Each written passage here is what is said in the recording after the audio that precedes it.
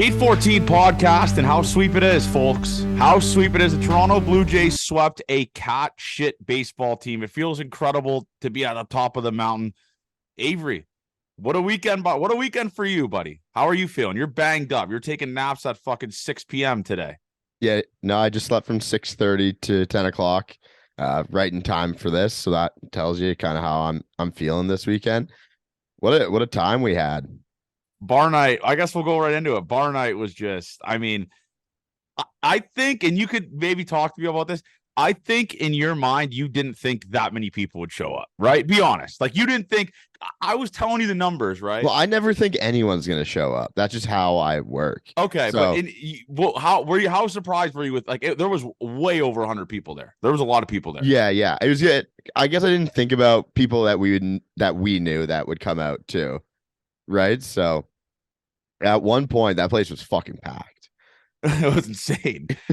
And all the chirpers out there, all little Gate 14 naysayers, the ratio wasn't bad. I'll say the ratio wasn't bad. It was bad at the start. Midway through, prime time of the night, good ratio, I'll say. Great ratio. And shout out to our guy, Jimmy Abels, man. He was the guy that brought all the women there. It was crazy. Everyone there was there with Jimmy. It was like the talk of the town with the females. Because I sent you that message as well. Someone I used to work with, like one of my buddies, heard through the grapevine at work that some girls talking about the Gate 14 event because through Jimmy. He's like, yeah, he texted me, who's this Jimmy guy? So Jimmy's the fucking best. You just gotta know. That's all you need to know. You just gotta know. But yeah, no, bar night was awesome, man. Judah, should we tell a story about us getting Judah kicked out? So we just get to the bar. We all order drinks, right? Whatever. And Judah comes in. Obviously, he was there waiting for us. Hardest working man in showbiz. And Alto, was it Alto or me? It might have been me.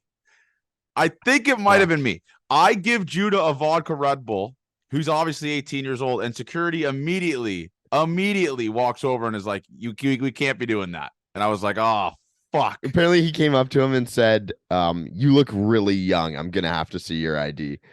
And so Judah just going through his backpack, one of the classic ones where you take a little longer than you should to try and find that ID, hoping that maybe he goes away, but that guy's not going away. He's just waiting to see how old you are. Yeah. And I was shocked they didn't kick him out. So yeah, that was awesome. The most like if you were Alto would have got, I forgot who it was. I really wish it was you, so I could have I think it was you, because I tweeted that you tried to get him kicked out. I think you gave him the vodka Red Bull. Judah he'll respond to this at some point, and we'll get a full statement. But I think it was you. It might have been me.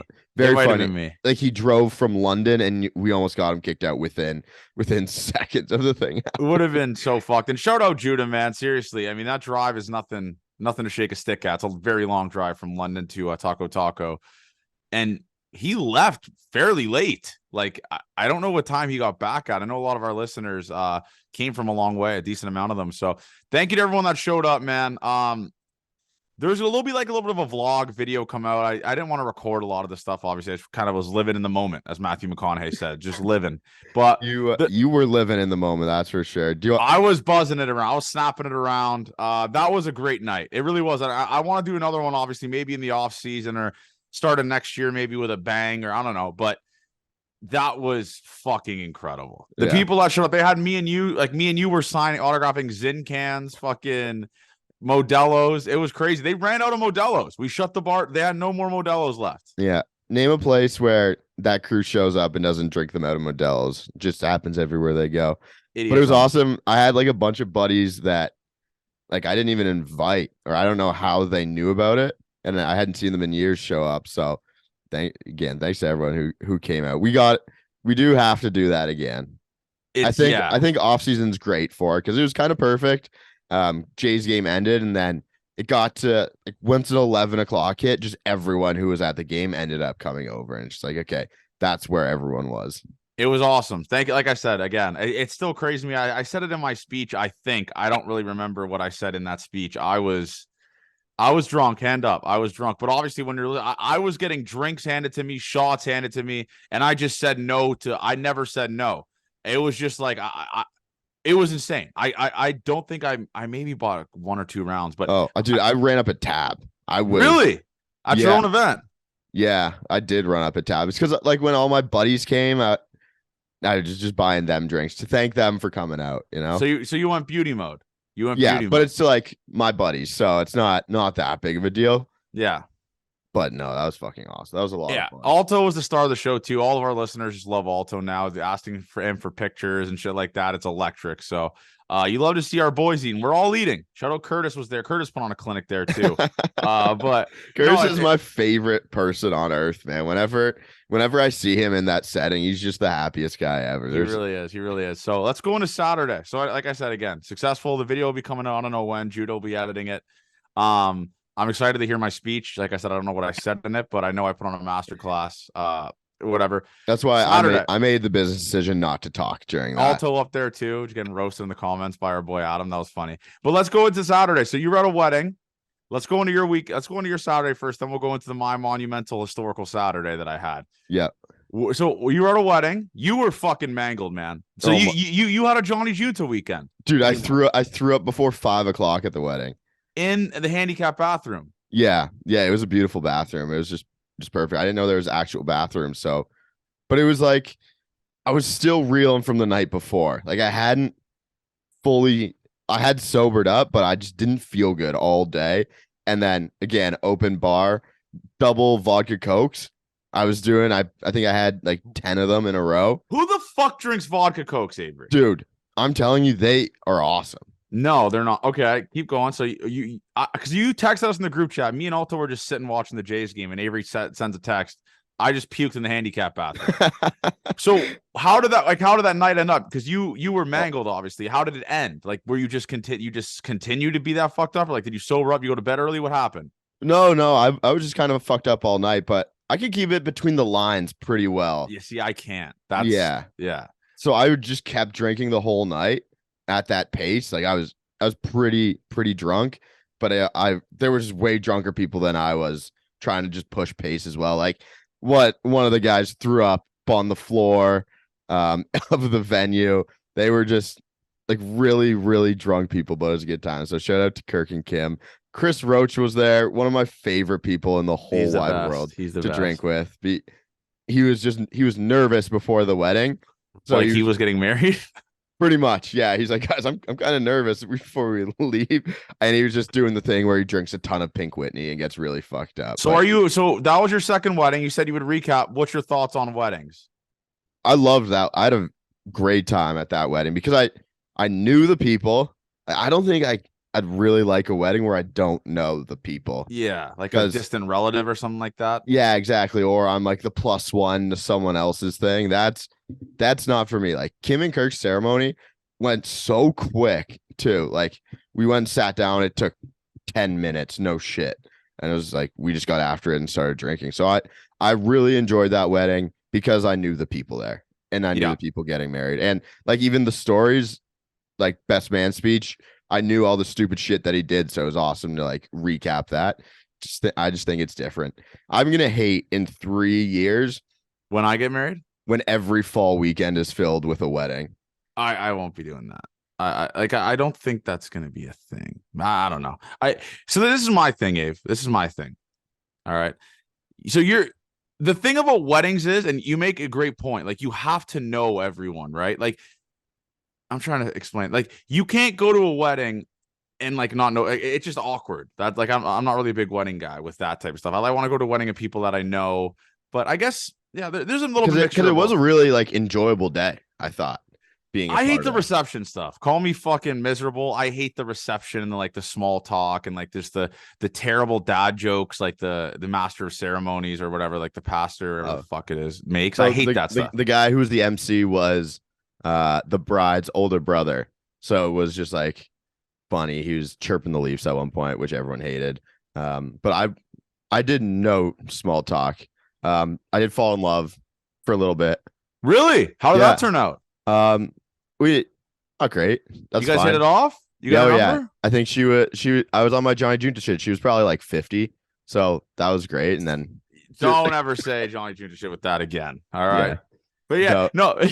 she had because I was just chain smoking cigarettes again, and we saw. I get home and my mom, the first thing she says is, if I see pictures of you smoking cigarettes again, like I'm gonna be really mad. So she was already really mad. Of course, she hates that. She's like, "You're gonna kill yourself." I was like, "I know." Like I quite literally. If that doesn't kill you, something else will. I know. I was like, I quite literally like just try and kill myself with what I do every weekend. So I think I'm going to be okay, Mom. But now that my mom hates the pictures, I know it's great stuff. That's when you know it's good content. That's when you know it's good content. But let's go into mine. So obviously, I think I hinted out earlier in the week. I talked about going out with Schneider on Saturday, but I didn't know the vibe that this was going to be, right? So like I was like, I told him to come over to Alto's. So that's me and Alto, Riley Mitchell, shout out Riley Mitchell, gave me tickets to the game on Saturday. So me and Alto went to the game Saturday. By the way, so banged up. Like I hated every second of this game. Oh, I know how you felt, man. Yeah. So we go to the game Saturday, and I'm like, still texting Schneider. I'm like, yo, are you still coming over? Yeah, fuck yeah. He's like, yeah, fuck yeah, I'm coming over. So he comes over on the Saturday. Alto and Curtis bought a Davis Schneider jersey at the game. Well, Alto bought it for them, and he's like, we're gonna get this sign and hang it on the wall in Spadina. And I'm like, that's the most genius idea. Why haven't we done that for everyone? Why didn't we do that with Bryson? Why didn't we do that with everyone else and all that type of stuff? It was a great idea. So anyway, Schneider comes over.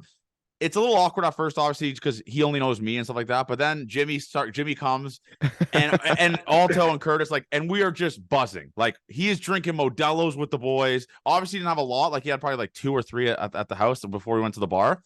And I was like, Alto's like, yeah, like we're gonna go out tonight, Paris, Texas, all that type of stuff.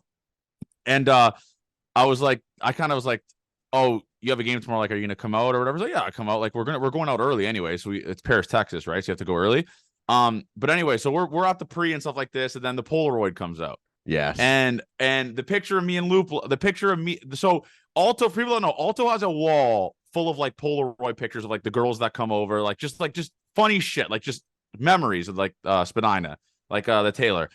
And there's a picture on there of drunk Jordan Luplow with a Toronto Maple Leafs. It's like a TJ Brody helmet and using the vacuum as a hockey stick. So like that picture's on there. And there's like a Musgrove picture and everything like that.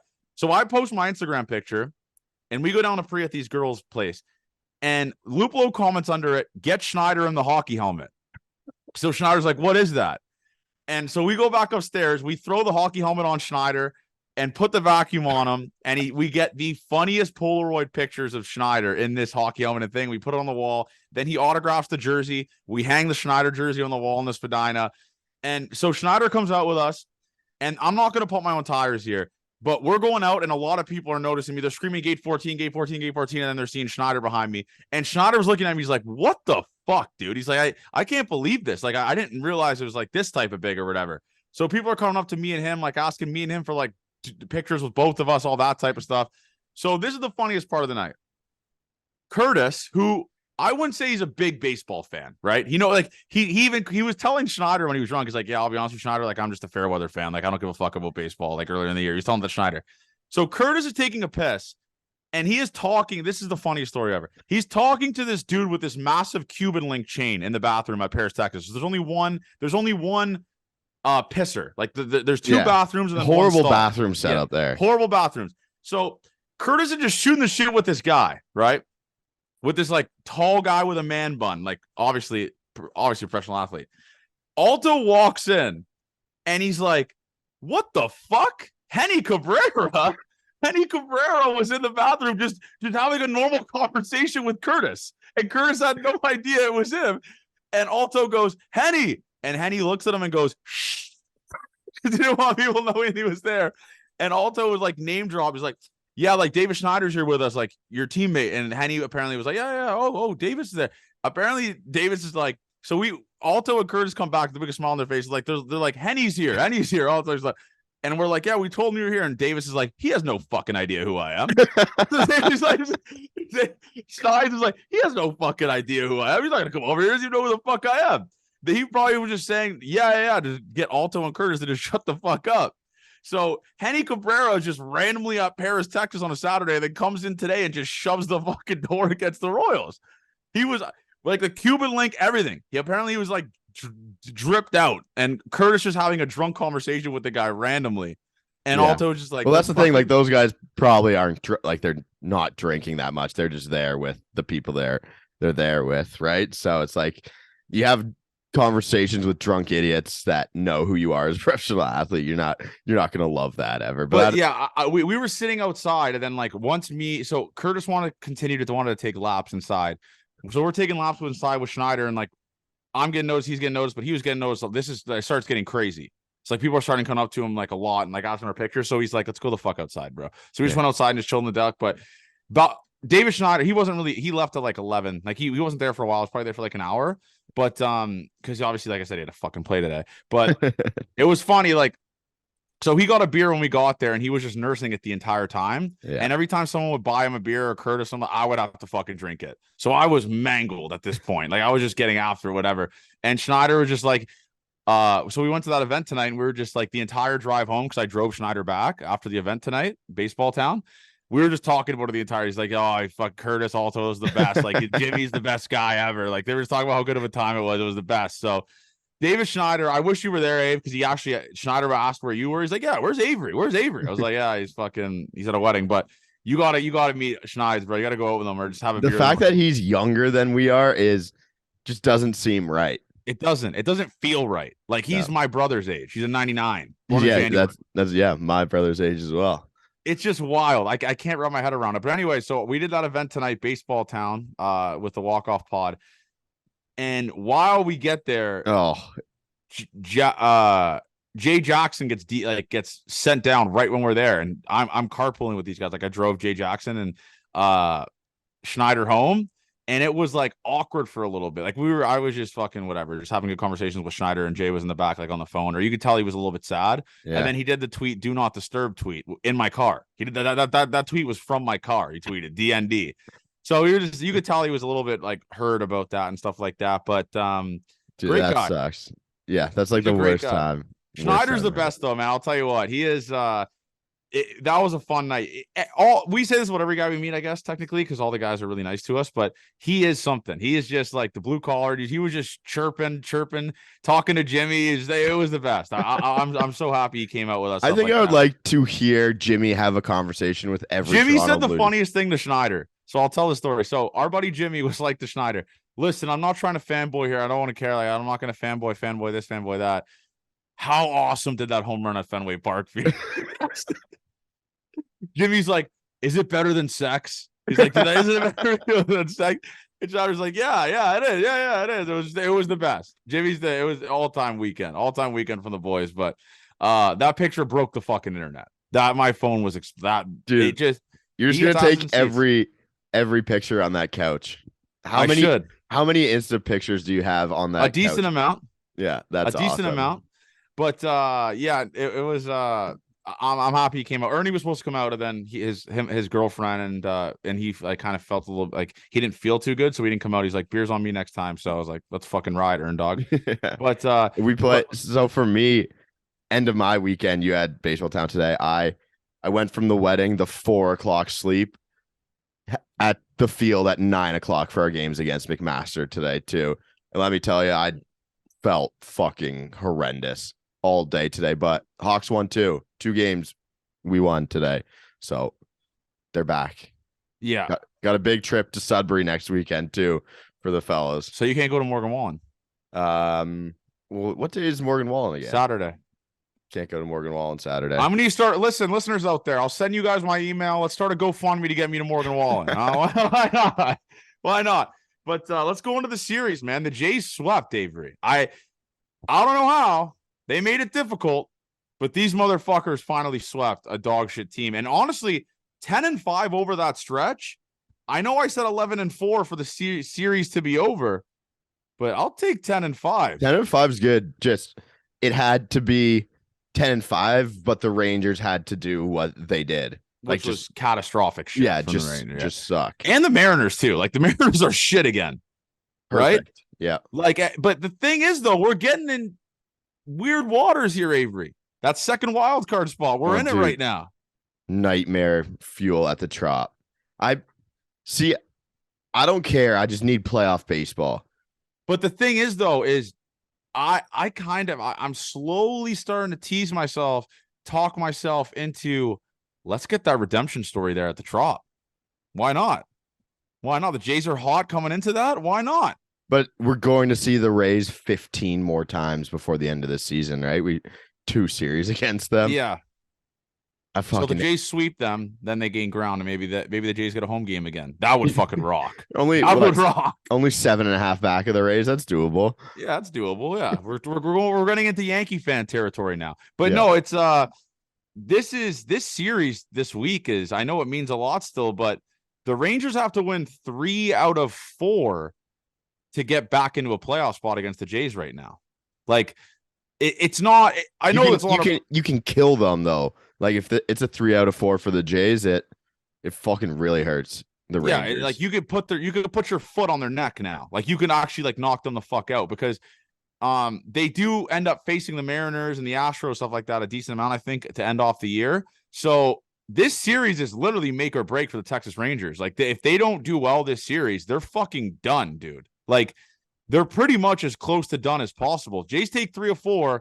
That means they gain 2 more games of ground, 3.5 games up with 2 weeks to go, right? Like it's hard to make up that much ground in 2 weeks. So I'm excited for it, Avery, man. But before we go into that, let's go into the series that the Jays had this weekend. All 3 games were the exact same, pretty much. Like, except the Saturday one. The Friday game, hand up, Avery, I genuinely thought they were going to lose that on bar night. That would have been catastrophic, because it would have been good to just drink the sorrows away with everyone, but that was the one you had to win, and thank God they fucking did, but it not make it easy enough on themselves. Like, okay, so obviously Blanco hits that home run in the 3rd inning. Jays down 1-0. Bo Bichette ties it. But right after Bo Bichette ties it, they give the lead immediately back, and the sky is falling. It's like, oh, season's over, this, that. And you know who comes through? The man that just got back from the IL. Bo Bichette is such a massive. This isn't a hot take, or this is the most obvious shit ever. The difference Bo Bichette makes to this lineup is fucking absurd. And this is why I'm saying you have to pay him before paying Vladdy, because you take Vladdy out of this lineup. I know he's been good the past couple of weeks. That's fine. The lineup, it's not like it's a drastic difference without Vladdy, right, Ave? Like without Bo, it is a drastic difference. His WAR would show that he's a replacement level player right now. Yes, Vladdy is. Exactly. Bo's is not, right? Like, no. Yeah, it's just, I don't know, man. But Bo Bichette comes through, nice little double piece against I forgot who that was off of. The Jays pitched 80 guys that day.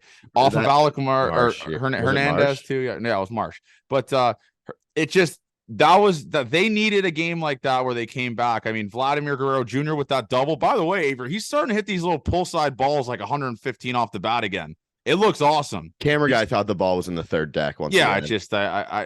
I couldn't be more out on these camera guys lately. I couldn't. But Ernie Clement again, RBI single, our guy coming through. Let's go into the Romano stuff, Avery. Where are we at here with this guy? He tried his hardest to blow that game on Friday. He did. Jays are up 2. He gives up 1. He walks 2. It was actually, I think, 1st and 2nd actually at one point, and they were down 1. Like it was not easy on that game Friday. Did you think they were going to lose that? Yeah, I always think the worst. So I thought it was over. Then maybe a walk-off in the 9th would have been nice. But yeah, Jordan Romano, the velo was down big time in that outing as well. So just interesting with Romano, how he can look so good and then so bad the next day. But again, you trust him out there. He's an elite guy, no matter what you say.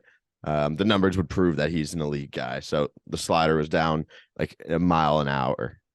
Like even more. So where are you at? Like, okay. I fucking like he was a slider. He threw 16 sliders that one, and he threw 1 in every 3 sliders he threw in the zone. He just didn't throw a lot of strikes. They were just spitting on it. Is that why? Like he had 2 walks, right? And like gave up a couple of the hits. But like I know, but before the Romano stuff though, where are you out here, Avery, with the pulling a Kikuchi really early?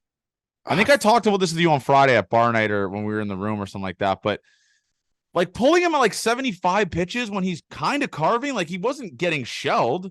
Like, let's look at his stat line here. I mean, Kikuchi, He was 5 innings, 1 earned run, 8 strikeouts, and they pull him. Like, what are we doing here? It's just like, it's what they've where are you done. at? Like, well, do you have to give the guy a leash? He's like, he was carving. They've done it all year, and we get mad at it every time. Like, would you? But this is my thing. Like, you talk about the bullpen being taxed and all this type of stuff, overworked. That is the definition of overworking your bullpen, by pulling a pitcher who is shoving at 74, whatever amount of pitches it was, through 5 innings with 1 earned run and 8 strikeouts. Like, he wasn't showing any signs of slowing down or not looking good. He was carving at 8 strikeouts. His off speed was looking incredible. And John Schneider pulls him. Like, do you think that conversation might have been had, like, with Kikuchi? Like, man, why am I getting pulled here at fucking 74 pitches? Like, no, he got to 88. 88? Yeah. Okay, sorry. Whatever it was. But I'm just saying, though, in general, I know someone just punched in the steering wheel now when I said that 74 pitches like 8 times, but 88 pitches, you got to have a little bit longer of a leash there. Like, at least let him start the 6th, right? He walks a guy maybe or whatever, but I struggle with the fact, like, am I more frustrated at the decision to pull all our guys early, or would I be really mad if we make the decision and always pull our guys too late? Yeah. And I don't know how I feel. With a bullpen like this, you can justify pulling guys early, though. I get that. That makes sense. So right? It's Kikuchi in the middle of this year was getting pulled extremely early, like earlier than this. I thought, where he was visibly frustrated every time he got taken out, because the first sign of trouble, they weren't giving him that leash at all. It was, hey, like 5th inning, guy's kind of carving. He walks one guy right away, change right to the bullpen. Yeah. So I think they have given him a little bit of a bigger leash based on some situation, trusting him to get out of these more often. But again, rosters expand, another bullpen arm we have, and we have a good bullpen, so I don't mind using it, but like, it doesn't feel like they've been that taxed, right? The bullpen these days. As of late, no. Definitely not as late. But that Friday game, for sure, I think you threw 4 or 5 separate guys there. Yeah. Right? Like, because Hicks that doesn't help. Yeah, there's a lot of guys through the bullpen that time. I think I'm on the side of pulling people early. I'll say it. It's frustrating as fuck when you go and see it, but I think it has been the right decision a lot of these times. Yeah. But going into like the other things, though, like, I don't understand the pulling of him early for guys that have been struggling. Like, Trevor Richards has been historically bad. We broke that down last podcast, I believe, over a 11 ERA or whatever it is. Where are you at with the Silver Fox here, Avery? Confidence-wise, I'm not talking about leaving him off the playoff roster, obviously, but he has shown a lot of signs of not being good in the past week or so. Like, these numbers are very bad, right? Yeah, just not getting the same amount of swings. I think the fastball's getting hit a decent amount as well. So, I mean, you can just slide him down the depth chart a little bit and be Chad fine. Green's kind of taking that over a little bit too. Exactly. Right? Like, you have other pieces and other guys who can do those things, but Trevor Richards can give you length a little bit as well. So he has a good role into what he can do. I don't think he's going to end up being the back end guy, like a 7th inning guy like he was before. Because now look at this team now with all the bullpen guys coming back with Swanee tomorrow. This bullpen's really, really fucking good. Like, where do you throw Swanee now? I mean, Chad Green looked incredible. Congratulations, by the way, on his first win as a Blue Jay. That's awesome, especially in a massive game like that, where it's really close. But Swanee's gonna have to be, because sooner than later, right, Avery? And maybe I'm just dumb for thinking this, but you got to start throwing guys in their allotted, big word, allotted slots for the season, right? Like, for the playoffs, right? Like, you got to start at some point. You got to start. All right, let's start giving Swanee more just strictly 8th inning reps, right? Yeah, 7th inning reps. Or, but see, sorry, I know the point you were going to make. I'm sorry to cut you off there. But it's like so much more matchup based when we get to the playoffs. That makes sense. Yeah, for sure. It's like, as long as you're getting high leverage innings, I think it's fine. So, okay, let's go confident wise. So, where would Romano rank confidence wise for you right now? I'm a 10 out of 10 confident in him. But that's what relief pitchers go through these little struggles, right? Like, I mean, that just happens to everyone. It's you're throwing one inning. Either it's going to be good or it's going to be bad. Like you don't have 3 or 4 innings to write your outing, and like get it on the tracks, right? For sure. I mean, I guess for him on Friday, he threw 1 1/3 or 1 2/3, whatever it was. I'm 10 out of 10 confident in him. Like, I think it'd be dumb to say anything else other than that. What about you? Yeah, no, I would probably say I'm an 8. Like, I mean, I you can never be 10, no matter what it is. Like, especially, it could be any closer on the planet. Me saying 10 out of 10 is like, I want him in the 9th inning. Like, I don't think he should lose his role based off of I wasn't putting those words into your mouth. Yeah. It's like every time I come in, I think he's going to get the job done. But I'm slowly starting to think that there's going to be less and less of a role for Trevor Richards in this bullpen, especially with Swanee coming back. Like, where do you throw Richards now? Because no respect to Silver Fox. He's been great this year for us, obviously. One of the reasons why we've been good, especially when he had to make those opener starts. But I trust Bowden Francis more than Trevor Richards right now. Like, I don't think that's a hot take. Like, Bowden Francis has looked incredible, and he's earned at least moving up the depth chart there in this bullpen, right? Yep. No, I agree with that. I don't know if it's a good contrast, but throwing Trevor Richards after like Kikuchi is interesting because I feel like they had always used to go Gossman, the splitter guys, yeah, and then it would go to another guy who's a 2-pitch pitcher in Richards, but it was a changeup instead of a splitter. I always thought it was interesting that they went back to back.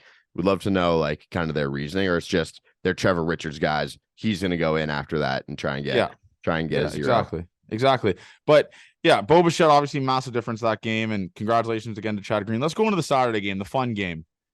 Kevin Gossman shaving his head and just turning into prime Cy Young again. Rockstar shit. So do you know what happened? Because he got a haircut in Colorado. So what's not okay? This is what Schneider said. So Schneider gave us the inside scoop on this. Yeah, I think I know what happened. So he got the haircut in Colorado, he said, and everyone on the team, like no one on the team apparently noticed it or really said anything about it. And he didn't. Apparently, Gossman said it was in the middle stage of being long and short, and he didn't like being in like the middle of it, like like where it's not too long, not too short. So he got it. He came back to Toronto, and they obviously have whatever there. And then he fully, like, he just went not all in, but like to short, where it's not somewhere in the half. So he cut it again here because Schneider did say that was the second haircut he's gotten. Yeah, so I knew because I remember in Colorado that he had cut his hair, and it looked like a guy with long hair who was in the middle stages of growing it out again. That was exactly perfect. Yeah, I know that feeling, man. You just get a haircut that you don't like. You don't know if it's too long, and then it's just like, why the fuck did I just cut my hair? And it's just like, whatever, just start over. That's why I shaved my head a couple years ago. I was just like, this haircut kind of sucks. Just like, take everything off. But I'm all for that. If I know pitchers are superstitious guys, he's definitely a superstitious guy. Kevin Gossman, obviously. Shaving his head, just being like, all right, fresh start now. Now we go. Like, now I'm not trimming this or cutting this to the end of the year. He looked incredible, Avery. He looked fucking insane. Yep. 8 innings, 10 punchies. I was obviously in the building watching that. He is solidifying himself. This isn't, again, I'm just stating the obvious, but he is solidifying himself as the clear game 1 playoff starter no matter what now. I know last year there was a little bit of doubt about it, which is still crazy that Manoah started game 1 of the fucking wild card series, but Gossman is the game 1 starter, obviously, and that's a guy that I trust to just go, that I hope John Schneider doesn't fucking pull early. But I know, Avery, we talked about this obviously a lot again as well. Like, this is just off topic, not with nothing to do with Kevin Gossman, but George Springer is talked about as a guy that heats up, right? When the season's when the leaves are starting to change, when the game's starting to get meaningful, all that type of stuff. September George Springer is on a fucking heater right now, Avery, and this dude is not stopping. He's hitting 343 in the month of September, 12 for 35, 2 home runs, 9 RBIs, 1,036 OPS, 571 slugging. This guy at the top of the lineup now, figuring it out, especially when bats like Whit Merrifield are really struggling, has been massive for this team. 2 home run game on Saturday. 2. Fucking rocks. We need it. We need people to heat up, man. It's the time of the season where you need those Linsanity runs, those little crazy stretches as well. So thank God. I think we should have the conversation about moving him out of the leadoff spot for next season. For sure. I think that time might be coming to an end for him. But for right now, that's exactly what you need. A guy who's going to get the most at bats on your team because he hits leadoff needs to be one of the hotter guys, and it's perfect for you. This team is really starting to heat up, though, all these bats, man. And it's going to be a weird conversation when Matt Chapman's back, because you got motherfuckers like Kevin Bubble Biggio, and we talked about this we talked about this last podcast, who's really, really figuring it the fuck out, bro. Like, I like Kevin Biggio more and more every day. I was out on Kevin like start of last year. He fucking rocks, dude. He's a fun player. I love it. He just has these little grinder at bats where he whiffs on like 92. He's not even close. Like, it's by you. It's fucking incredible watching Bubble Biggio just rake. It's awesome. And because the guys love him, right? All the guys love him. That's what Schneider said. Schneider said he's just a great guy. Yeah, it's just seeing Bubble Biggio have success. I know I was a hater, generational hater, some may argue, but seeing him have success, man, is fucking awesome. Like, especially a depth piece like that, where a guy who's obviously, when Chapman's back, he's not going to be playing as much, but he had a great game on Saturday. I know obviously the numbers aren't like crazy what he did on Saturday, but great at bat, massive at bat when you needed it to score a run. So shout out to Bubble Biggio, bro. And this was like an insurance run. So it's good to see our guy Biggio just starting to figure it out. But that game Saturday was the Kevin Gossman game. I mean, that was just, like I said, absolutely fucking insane. And you're starting to see these guys pick each other up now. I mean, you saw Kevin Kiermaier again today. Varshow's looking good. By the way, that catch Varshow made on Saturday, sick. That was fucking ridiculous. Cameraman on Mars again too. Where do they hire these guys? Well, you were there, right? So did you see the camera angle? Yeah, I saw it after. I saw it on Twitter, like, because I tweeted the clip of him catching the ball, and the entire comment section was, camera guy thought that was at the top of the Sky Dome, like top of the Rogers Center. So they're gonna need to have some contract. Someone said was the camera guy at bar night last night. It was a good, but it's Dalton Varsho, it sucks he's not going to win a Gold Glove this year, right? Avery's not. He doesn't have an actual position. It depends on how they vote it. Yeah. Because his WAR is combined between two positions, right? So he's not like a center. DRS. Yeah, his DRS. Because Kiermaier's really good in center, and then it's Stephen Kwan in left, right? So yeah, so he should win one. He definitely should win one. Why aren't Gold Gloves just outfield? Why does that have to be specific fucking positions? That's bullshit. You think so? Yeah, I know. Then I guess technically it would just be 3 center fielders winning it every year, right? Pretty much, yeah. Yeah, that makes sense, I guess. All right, just talk me off of that real quick. But no, I don't care. And you have that fucking idiot fuck Scott Wheeler talking about this Jays bringing up the stats of Gurriel and Moreno and all type of stuff. Listen, Dalton Varshow's defensive play makes that trade an absolute fleecing 10 times out of 10. He is so good, and he makes such a massive, massive difference defensively for this team, where it's like, just give me 250, 240, and you'll be perfect, right? Yeah. Like, too bad. You're gonna get 220, but still. Yeah, exactly. It's enough. We're gonna get 220 and we're gonna like it. Like, the reason the pitching staff is also so good and the numbers are so low is because of the defense that's being played behind them. Yeah. There's so many like hits that would drop in, plays that aren't made in the outfield when we had Teo and Lourdes out there as well. So I think it's been successful looking back on it. I'm happy to have Dalton Varsho in my outfield every time. Anytime a ball's hit close to him, I think that play is being made, and that's enough for me to enjoy what he's done. I think the bat can come along as well, like another year. He's a pretty decently young guy, right? So I think he kind of figured out a ton of team control again. I still like the move because he was saying that Gabriel Moreno had the best average or like the best catcher in baseball, some bullshit like that. That was just engagement farming. He knew he was trying to make some people angry. Yeah, exactly. But let's go into, Vladdy obviously was a massive reason why the Jays won that game as well on Saturday. Is he heating up, Avery? His last 7 games, so the last week, 8 for 24, 333 average, 484 on base, and slugging 500. I know obviously you get to our generational hitter's back. Our generational hitter's starting to figure it out a little bit, and he made really good defensive plays. I don't know if you saw this on Saturday. Ernie overthrows a ball on Saturday, and Vladdy jumps up and makes this sick tag on the baseline. Really? Yeah, he's really starting to figure it out defensively too. He's starting to feel it right at the right time here. So they're starting to give me, listen, I know they beat these dog shit teams, Avery, but they're starting to give me these little September runs that they always go on vibes right now. 8-2 in their last 10. I'm so happy to see it, dude. I need playoff baseball so bad. It's just like win game 1 against the Rangers too. Like just keep pulling us in. Pulling us in. Absolutely. So I mean, again, this is a big series. This can change everything. Like they get swept and play their worst baseball of the season this week. It's over. Yeah. Yeah, it's over. Yeah. We're gonna be pissed. So this is just an absolute huge. This sounds fucked, Avery, but I'm completely content with a split.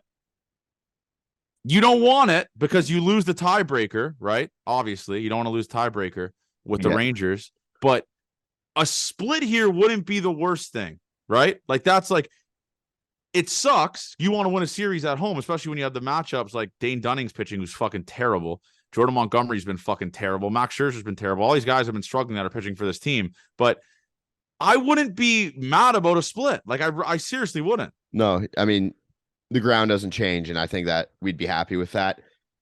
You're in the same spot in the standings, and we're 4 days later, closer to the end of the season. I think we'd be fine with that, man. And the Mariners have the Angels this week, so it's going to be just fucking. We're going to have to be scoreboard watching the Angels, like the worst team I've ever fucking seen in the LA Angels. But yeah, it's let's go into today's game, man. Like I said, Bubble Biggio just starting to figure it out again. You love to see it. Jose Barrios, he's the game 3 starter now in the playoffs, right? Like he's just solidified himself as the clear game 3 starter in the playoffs. Who's starting game 2? Bassett. Okay. Bassett's been incredible. Yeah, no, I was confused as what we're gonna do. Yeah, it probably go.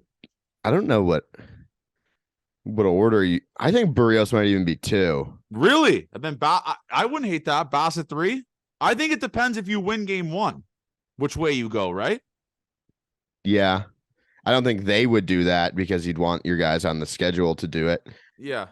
Yeah, Barrios 2, and then like the Bassett to Kikuchi type thing in a game 3, maybe. I guess it depends what team's playing and how they can balance their lineup. But Barrios has been fucking great, man. He has to make a start in that playoff. He is 100%. He is the main reason this team is as good as they are pitching wise. Like, let's take a deep. I mean, I'm not gonna take a deep dive. Just look at his last 7 games or whatever like that. But this guy, 3.63 ERA his last 30. He 171 innings pitched, man. Which is a lot for him. He's almost at his career high. He's 29 innings. I don't think he's going to hit that of his career high. 29 innings away from his career high. But he's putting up these numbers that we paid him to do, man. 3.63 ERA, 23 home runs. His whip is down to 120, which is one of the best, second best ever been in his career, or third best, sorry. But yeah, he is. I trust him every single time. And I know last year, every single start, you didn't know what you're going to get from this guy. You know what you're going to get now. You're going to get a quality start from Jose Barrios. Besides that Cubs game, obviously. But you're going to get a quality start from Jose now. Every single time. He's been incredible. It sucks. Yeah. He's not pitching the fucking Rangers series, though. That's the shitty thing. Because you want your guys that are rolling to pitch in this series as well. But 100%. I'm happy with anyone we're kind of rolling out there at this point. I can't believe Ryu is such an important part of this team. I forget some of the things we said about Ryu being. I don't know if we said we thought he'd pitch important innings or we were hoping that he didn't. Yeah. Another fucking masterclass. Thank God for him, man. He's saved this fucking team an insane amount. And he is just, he's making a case that he should maybe get the ball in a playoff series too. Maybe an ALDS something. I don't know. That's a good problem to have though. Avery just have a shit ton of good pitchers. Fuck it. Yeah, I mean, this team is set up really well for a division series. The bullpen's so deep. It's gonna be. Like, if you have 4 starters and Kikuchi's your long man, it's not that bad at all, dude. Just get us win a series, please. Just please get into the playoffs. Get us into a series. Yes, win a fucking series. And this team is constructed to compete in the. This team is constructed to compete in the playoffs. Constructed to win 4-3, 3-2, grind out games, right? Like that's playoff baseball. When you have a good bullpen like that, you can go into a 7th, 8th, 9th inning up 1 and have a little bit of comfortability, especially with this team. So this is what they're built for. But Barrios today, obviously incredible. Kevin Kiermaier coming through. We got to talk about those 3 wild pitches back to back to back. Yeah, can you explain? I was at the You didn't see it? Okay. I know I saw it. Like I'm sure I don't know how to really explain it. I saw what happened. The best way to explain it is he walks back to back guys, which I'm not going to say that's a reason for like you could start to see maybe the yips are starting to come in there, but he walks back to back guys. And then he throws this pitch where he falls off the mound and just launches it. And you're starting to see like, what the fuck? Like what's going on here? So he throws that. And obviously that's in your mind too. You just embarrass yourself on fucking national TV. I'm assuming that's not good for the mental health after doing that. No. So he does that. And then his next pitch is 98, elevated, not even in the same stratosphere as a strike zone. Vladdy scores. But the craziest part is like, you'd think if something was wrong with the mound, which is what he was like pointing at after the 3rd time, he would try to like call the grounds crew or something like that. He doesn't do that. He throws the 3rd consecutive pitch way over again, and Davis Schneider scores. So 2 pitches or 3 pitches, 2 runners scored on 3 pitches. So I don't know if it's the yips. I don't know if it's like the mound. Like, I don't know how you recover from that, but they took him out after the 3rd one. Yeah. No, so, and just think about 4 more days thinking about how that outing ended. It's gonna fuck, especially a young guy like that. That's gonna really fuck with his mind. But anyway, man. I mean, like they tie the game, and then fucking out of all the people, Kevin Kiermaier, who is folks, how bad do we want to re-sign this guy? Like this guy has been. I don't know if they're gonna be able to afford him, but he is incredible. And you could tell, like, even Schneider said he's one of the best teammates he's ever had, like Kevin Kiermaier. He said everyone loves him. Like, he just wants to win. Like, he's just a good teammate. And he just launches a baseball, which something that a guy that like that doesn't do. He's not a fucking home run hitter. And the team just keeps buzzing. What'd you think of his post-game comments? I didn't like it. I don't like people guaranteeing stuff that's not guaranteed. That's like the worst, like old takes exposed shit ever. I love the confidence in it. And obviously when you go on a run like the Jays are on 8-2 in their last 10, you can get away with saying stuff like this. You have a lot of adrenaline, but I'm not a fan of, I don't know, man. Just be happy about what just happened. Like, don't start calling out playoff runs and like, we'll see you in October, all that type of stuff. Like, that's just, I don't like it. I really don't. I agree. Yeah, but Kevin Kiermaier, man, awesome. And by the way, this guy just, like I said, I can't imagine what this dude's DMs are. But great series, great sweep. I'm happy to fucking be able to sweep teams again. The last one was against the Red Sox, which, like I said, I mean, it's not a dog shit team that you should be sweeping. You shouldn't be sweeping the Red Sox in Fenway. Obviously, no one predicted that, but it's awesome. And let's go into the biggest series of the year. The biggest series of the year.